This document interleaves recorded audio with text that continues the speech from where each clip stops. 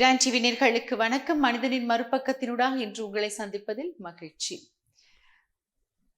சிலருடைய திறமை பிரமிக்கத்தக்கதாக இருக்கும். சிலருடைய திறமை உலகம் போற்றுவதற்கு உரிய ஒரு அருமையான செயலாக இருக்கும். சிலருடைய திறமை மற்றவர்களுடைய வாழ்க்கைக்கு ஒரு எடுத்துக்காட்டாக இருக்கும். இன்னைக்கு நாங்க பேச போறவங்க அப்படின்னு பார்க்கும் பொழுது அவருடைய இயற்பெயர் என்ன தெரியுமா? மயில் வாகனம். எல்லாருக்குமே அவரை தெரியும். ஏன்னா இலங்கையை பொறுத்தவரையே இலங்கையில் முதலாவது தமிழ் பண்டிதர் அப்படின்னு இவரை சிறப்பாக கொண்டாடிய ஒரு காலகட்டம். அப்போ இவரை பற்றி எல்லாருக்குமே தெரியும் அப்படின்னு சொல்லும் பொழுது பாட புத்தகத்திலும் இவருடைய வாழ்க்கை வரலாறு என்பது அழகாக பதிக்கப்பட்டிருக்கிறது. தான் வாழ்ந்த காலகட்டத்தில் ஆங்கிலத்துக்கு முன்னுரிமை கொடுக்கப்பட்டது. நிறைய பாடசாலைகள் ஆங்கிலத்தில் அழகாக வெளிவந்த ஒரு காலகட்டம். அப்போ ஆங்கிலத்திலே கல்வியை கற்று தமிழையும் அழகாக அதில் உள்ள பல விடயங்களையும் உற்று நோக்கி தனக்கென்ற ஒரு பாதையை தேர்வு செய்து தனக்கான கல்வியையும் தேர்வு செய்து அதிலே பட்டமும் பெற்று தான் படித்த பாடசாலையிலே ஆசிரியராகவும் அதற்கு பிறகு படிப்படியாக முன்னேறி பல பாடசாலைகளில் ஆசிரியராக இருந்து அதற்கு பிறகு பல பாடசாலைகளை ஒன்றிணைத்து அதிபராகவும் பேராசிரியராகவும் உயர்ந்த காலகட்டங்கள் நிறைய இருக்கிறது. தமிழ் சங்கம் நடத்திய ஒரு தேர்வில் தேர்வு செய்யப்பட்டு பண்டிதராக பட்டம் பெற்ற முதலாவது இலங்கையர் அப்படின்னு கண்டிப்பா நம்ம யாரை சொல்லலாம் அப்படின்னா சுவாமி விபுலானந்த அடிகள் அவர்களை கண்டிப்பா சொல்லலாம். அதற்கு பிறகுதான் அவருடைய பேர் விபுலானந்த அடிகள் அப்படின்னு சொல்லப்பட்டது. அவர் வாழ்ந்த காலகட்டம் அப்படின்னு சொல்லும் பொழுது அவருடைய காலகட்டம் என்பது அனைவருக்குமே தெரியும்.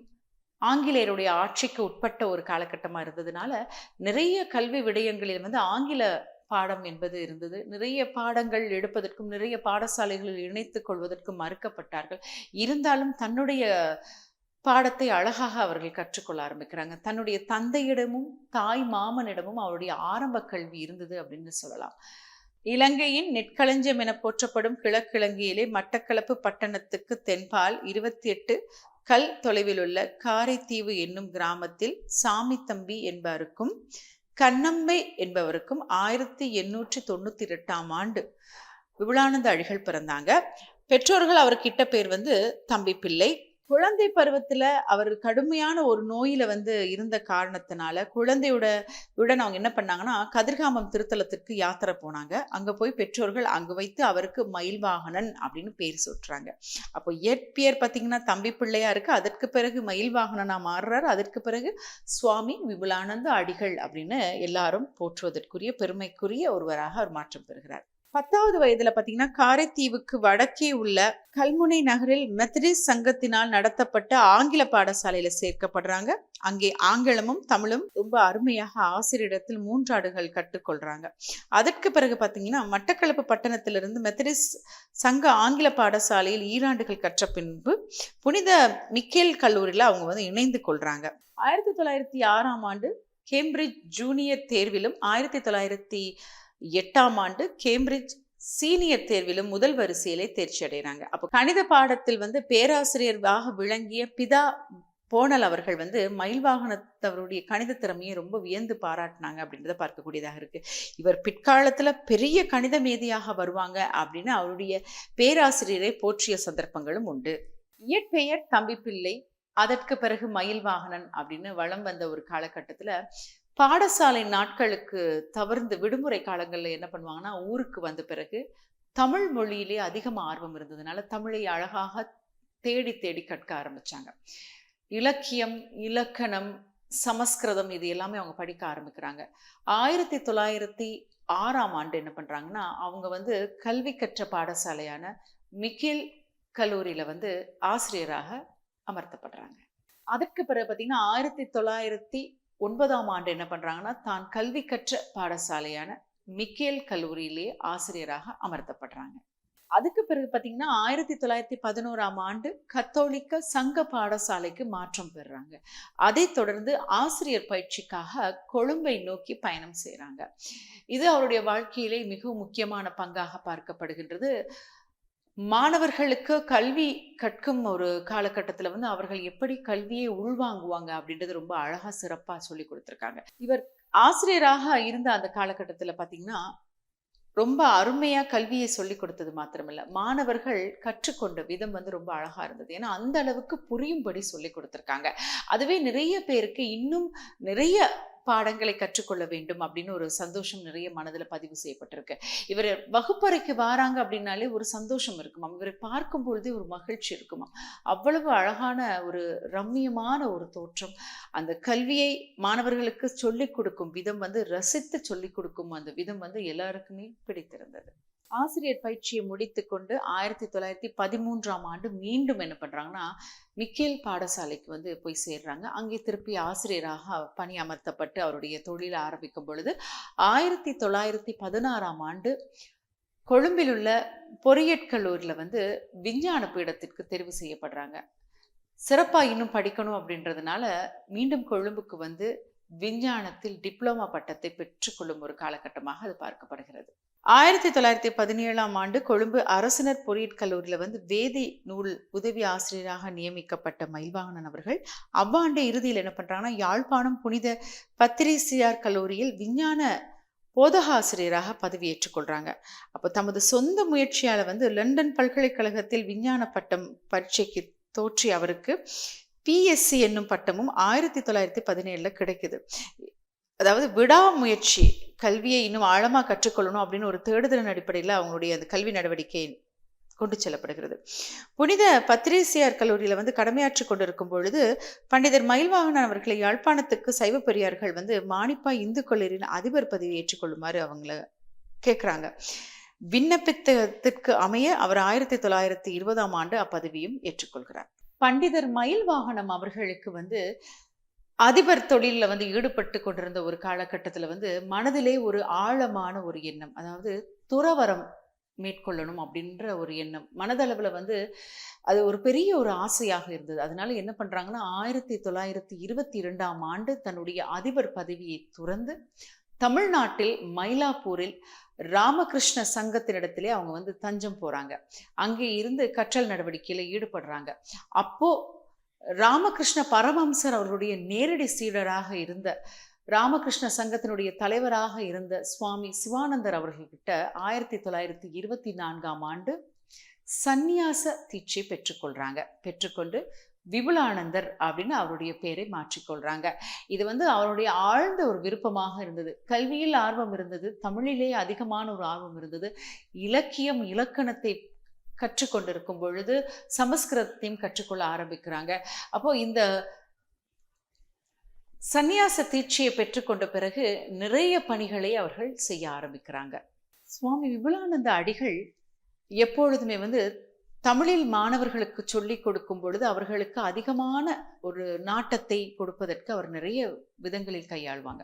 அதாவது உதாரணமாக அவங்க என்ன பண்ணுவாங்கன்னா, ஒரு வகுப்புல வந்து பாடம் எடுக்கும் பொழுது அவர்கள் கொடுக்கும் சொல்லில் வந்து மாணாக்களே எல்லாரும் சேர்ந்து கண்டுபிடிக்கணுமாம். அதாவது சங்கம் அப்படின்ற ஒரு சொல்ல கொடுத்தாங்கன்னா, தங்கம், சிங்கம், அங்கம், வங்கம் அப்படின்னு மாணவர்கள் எல்லாருமே அவர்களுடைய ஒரு தேடல் அடிப்படையில் வந்து ஒரு வார்த்தையை வந்து தேர்வு செய்வாங்க. அதற்கு பிறகு எல்லாரும் சேர்ந்து வகுப்புல இருந்து ஒன்னா அதை பத்தி கலந்து பேசி நிறைய விடயங்களை கையாள்வாங்களாம். இது எப்படின்னா, இலக்கணத்தை அருமையாக கற்பதை விட எதுகை மோனையை வந்து அழகாக கையாள்வது எப்படி அப்படின்னு மாணவர்களுக்கு சொல்லி கொடுத்துருக்காங்க. அப்போ செய்யுள் இலக்கணத்தை வந்து ரொம்ப அழகாக மாணவர்கள் ஆழமாக அறிந்து செய்வதற்கும் புரிந்து செய்வதற்கும் ஒரு உதாரணமாக சொல்லி கொடுக்கப்பட்ட ஒரு காலகட்டமாக அமைந்திருந்தது.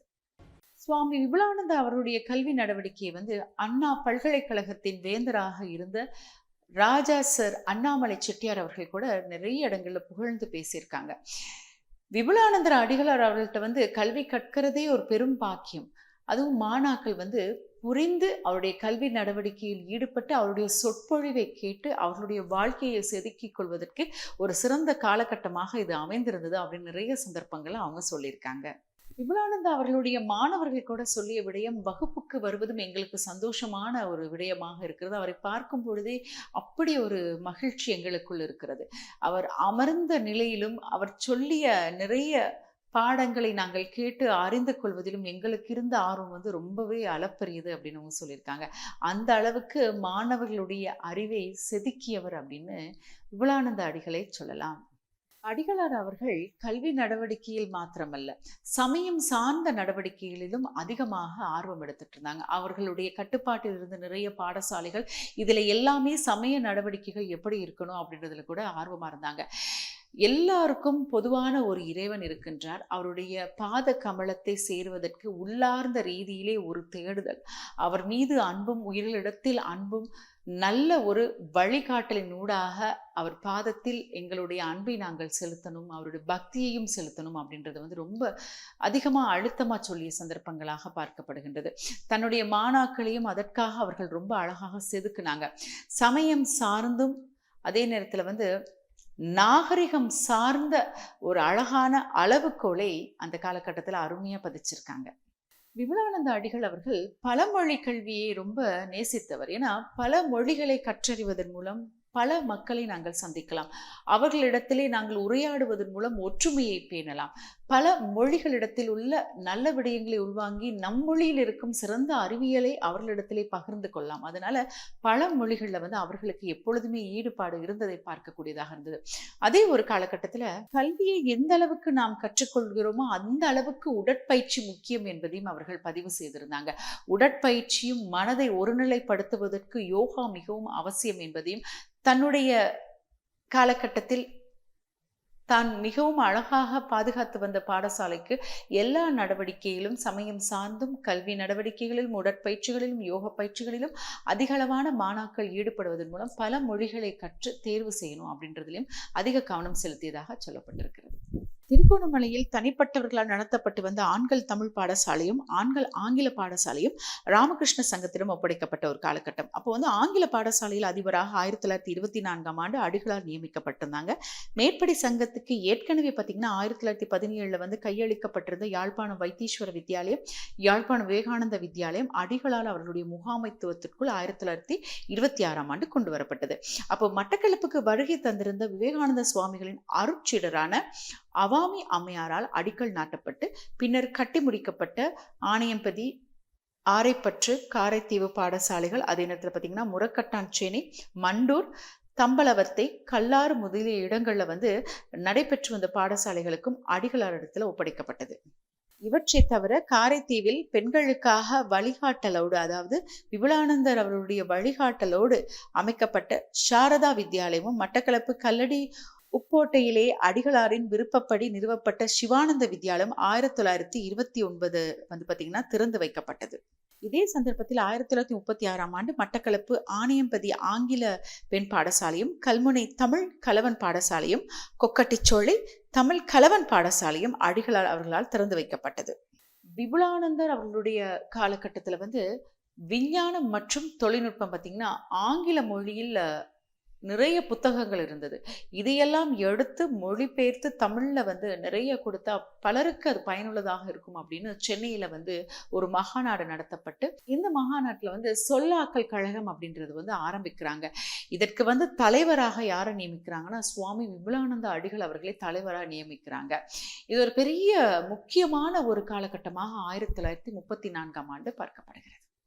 மகாகவி பாரதியார் அவர்கள் வந்து மக்களுக்காகவும் விடுதலைக்காகவும் நிறைய கவிதைகளை கொடுத்திருந்தாங்க. ஆனால் அவருடைய அந்த காலகட்டத்தில் அவரை வந்து பெரிய அளவு ஒரு புலவராக யாரும் கொண்டாடலை.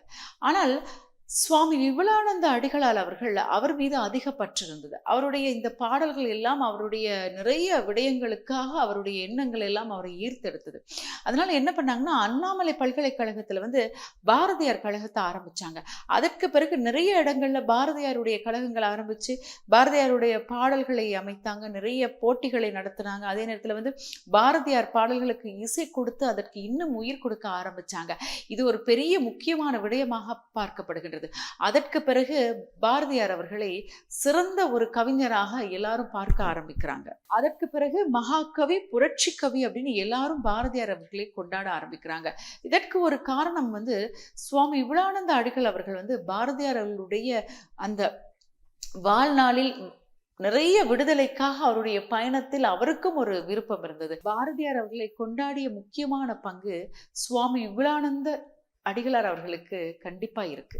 பல்கலைக்கழகங்களோடு இணைந்து பயணித்ததினால் தமிழ் மொழிக்கு இன்னும் சிறப்புகளை சுவாமி விபுலானந்த அடிகளார் அவர்களுக்கு செய்யக்கூடிய ஒரு காலகட்டமாக இருந்தது. அப்போ சிதம்பரத்திலும் ஒரு பல்கலைக்கழகத்தை ஆரம்பிக்கலாம் அப்படின்னு முடிவு பண்றாங்க. அப்போ இது சரியா வருமா அப்படின்னு 1924ஆம் ஆண்டு யோசிச்சு அதற்கு நிறைய ஆய்வுகளை மேற்கொள்ள முடிவு பண்றாங்க.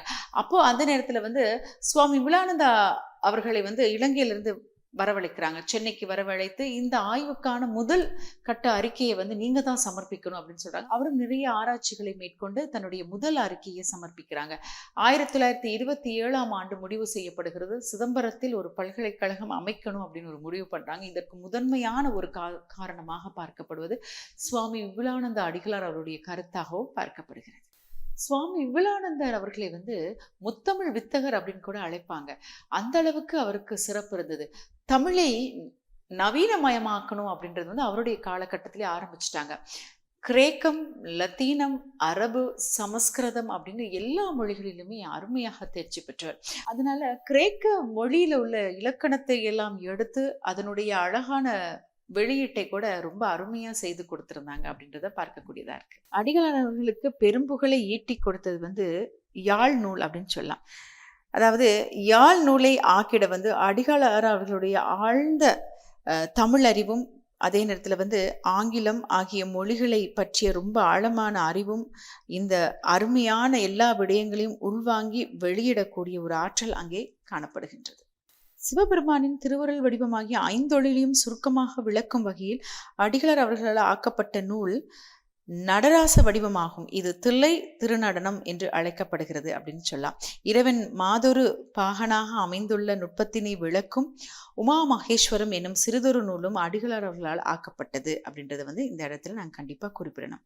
இலங்கை பல்கலைக்கழக பணியுடன் இடைநிலை கல்வி வளர்ச்சிக்கு உதவும் வகையில கல்வி அமைச்சின் பாட நூற்சபை, பரீட்சை சபை, கல்வி ஆராய்ச்சி சபை முதலியவற்றை ஆலோசனை வழங்கியும் கலை திட்டத்துல இசை ஒரு பாடமாக செய்வதும் அதற்கான பாடத்திட்டத்தினை வேதாந்த பாடத்திற்கான பாடத்திட்டத்தையும் தயாரித்து கொடுத்தது அடிகளார் அவருடைய பணியாக பார்க்கப்படுகின்றது. சுவாமி விபுலானந்தர் அவர்கள் இலங்கையில் முதல் தமிழ் பண்டிதர். அது மாத்திரமல்ல, அண்ணா பல்கலைக்கழகத்தில் முதல் தமிழ் பேராசிரியர் அப்படின்னு நிறைய பெருமைகள் அவர்களுக்கு இருக்கு. தமிழ் மீது உள்ள ஆர்வம், அதே நேரத்தில் மற்ற மொழிகளை அழகாக எடுத்து தமிழிலே மக்களுக்கு கொடுக்கணும், அதே நேரத்தில் தமிழில் உள்ள வளங்களை அதில் உள்ள ஆழமான ஆற்றலான கருத்துக்களை எடுத்து மற்ற மொழியில் உள்ளவர்களுக்கும் புரிந்து கொள்ளும் வகையில் நிறைய பணிகள் அவங்களுடைய காலகட்டத்தில் அவங்க செய்திருக்காங்க. 1947ஆம் ஆண்டு ஜூலை 19ஆம் தேதி சுவாமி விபுலானந்த அடிகள் அவர்கள் அருட்ஜோதியில் கலந்தாங்க. எவ்வளவு காலம் அவருடைய பயணம் அமைந்திருந்தது! தமிழ் மொழிக்கு அவர் ஆற்றிய பயணம், நிறைய பாடசாலைகளுக்கு அவர் ஆற்றிய தொண்டு, பல்கலைக்கழகத்தில் அவர் காட்டிய ஆர்வம், கல்வி பணியில் அவர் செய்த நிறைய புதுமைகள் அப்படின்னு அவரை பற்றி நிறைய விடயங்களை நாங்கள் பேசிக்கொண்டே இருக்கலாம். அவ்வளவு அற்புதமான ஒரு மிகவும் முக்கியமான மாமனிதர் அப்படின்னு கண்டிப்பா சொல்லலாம் சுவாமி விபுலானந்த அடிகள் அவர்களே. ரொம்ப அழகான ஒரு பயணம் அப்படின்னு நினைக்கிறேன். மீண்டும் மற்றும் ஒரு நிகழ்ச்சியில் உங்கள் அனைவரையும் சந்திக்கும் வரை விடைபெற்றுக் கொள்ளும் நான் கவிதா ராம்குமார். நன்றி.